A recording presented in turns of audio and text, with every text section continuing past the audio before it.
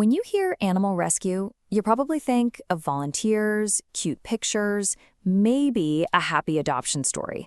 But for an organization like Germany's Notpfote Animal Rescue, that's really just the tip of the iceberg. What it truly takes to save an animal's life is a story of frontline crisis response, complex logistics, and a level of professionalism that is frankly mind-blowing.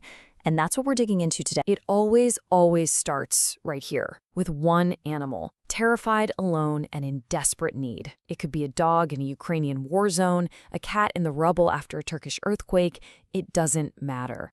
The mission kicks off with one simple, powerful goal: save that life. But from that single emotional moment, this incredible and incredibly complex chain of events gets set in motion. So, what really happens in between that moment of rescue and the moment an animal is finally safe in a loving home? Well, we're about to pull back the curtain on the whole unseen world of professional animal rescue. To really get what Notpfote is all about, you've got to see how they've grown. They didn't just pop up overnight. Nope, they evolved, responding to one crisis after another, and building up their skills and their operations every single step of the way. So their whole journey kicked off back in 2011.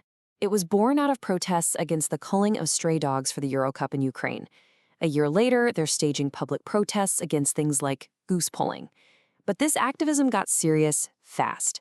By 2014, they had official government permits to rescue animals from all over Europe. As their reputation grew, their mission just exploded. In 2022, they launched #TierBrücke the animal bridge, right into a war zone. And that experience basically became the blueprint for jumping into other crisis zones, like the earthquakes in Turkey and Morocco in 2023. It's just this clear, powerful timeline of growing impact. But here's the thing. Animal rescue for these guys doesn't just mean cats and dogs, not even close. The work they do covers this surprisingly diverse spectrum of care, and it really changes how you think about animal welfare. You can see their work is built on these really distinct pillars. Yeah, there's the massive international crisis aid. That's a huge piece of the pie. But then they also run projects for local wildlife, for rescued farm animals, and even this amazing program that pairs senior citizens with senior pets. On top of that, they provide permanent sanctuary care for the animals that just can't be rehomed.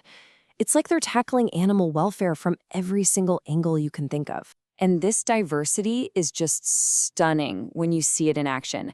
They're covering the lifelong sanctuary costs for rescued cattle and horses. They actually established Germany's first ever bird-only shelter, giving refuge to hens from factory farms. Their wildlife project, Notpfote, even takes care of squirrels and hedgehogs. So you see, their mission isn't just about paws. It's about hooves, feathers, and claws too. Okay, so we've seen the what, the history, and this incredible scope of their work. But the how, that's where this story gets really, really interesting. Because behind every single rescue photo, there is a mountain of unseen, totally unglamorous, but absolutely essential work. This is the hidden backbone of professional rescue. Everybody sees the goal, right? A happy, safe home for an animal. That's the emotional payoff. But what you don't see is the reality, a labyrinth of bureaucracy. This is not just a passion project run by well-meaning folks. It's a highly regulated, professional operation that has to navigate an unbelievable amount of paperwork. Let me give you my absolute favorite example of this. So you want to open a shelter for rescued geese, ducks, and chickens. Sounds simple enough, right? Not so fast. First, you have to commission a 13-page acoustic engineering report, complete with a digital sound simulation models, just to prove to the local government that the honking from your rescued birds won't bother the neighbors. For geese. And they have to do this to comply with a German technical directive on noise protection. It's called TA-Larm. Just think about that for a second.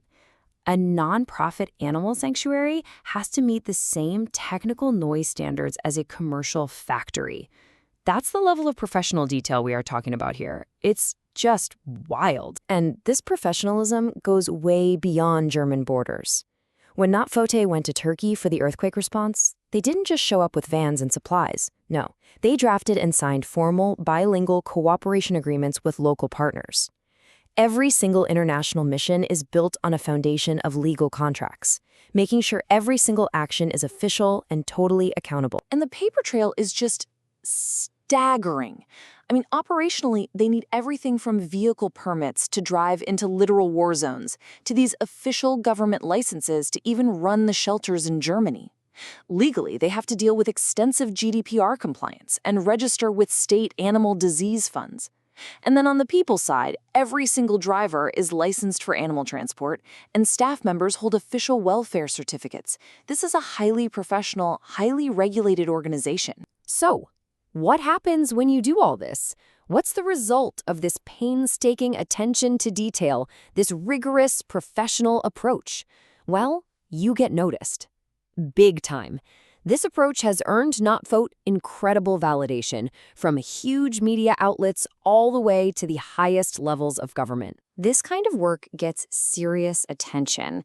Their missions have been covered in huge global publications like National Geographic and Germany's Der Spiegel, and they're all over major national TV broadcasters, WDR, ZDF, Sat1, RTL, you name it. This isn't just some niche story for animal lovers. This is mainstream recognition of their massive impact. And this recognition is official, too. They've been awarded the Animal Welfare Prize by their home state. And 2024 was a huge year. They won the prestigious German Animal Welfare Prize and then another special state prize specifically for their incredible work in crisis zones. We're talking validation from the highest levels. So when you have a story this compelling, where do you go from here? Well, after you've conquered the front lines of rescue, the next logical step, apparently, is to take that story to the big screen. Get this. Their documentary, Tierbrücke, which is all about the Ukraine mission, showed just how much the public was craving this story. Screenings across Germany didn't just sell well, they sold out in minutes. Their impact had officially crossed over from being about rescue work to being a full-blown cultural moment. And are they stopping? Are they resting on their laurels? No way. They are channeling all that momentum right back into their work at home. They've already got ambitious, new, large-scale projects in the pipeline. That cycle of seeing a need and then professionally engineering a solution for it, it's already starting all over again. And you know, it all comes back to their motto, which is just so powerful and so defiant. We can't save them all. That's why we save all that we can. It's this philosophy that totally understands how huge the problem is, but just refuses to be paralyzed by it. It's a promise to do everything humanly possible for every single animal they can reach. So the next time you see a rescue story, just remember what's really behind it. The crisis missions, the acoustic engineering reports, the legal contracts, the state awards. It's this incredible combination of raw compassion and absolutely rigorous professionalism, which really just leaves one last thought. If this is the true scale of what it really takes to help, who's going to be ready to step up?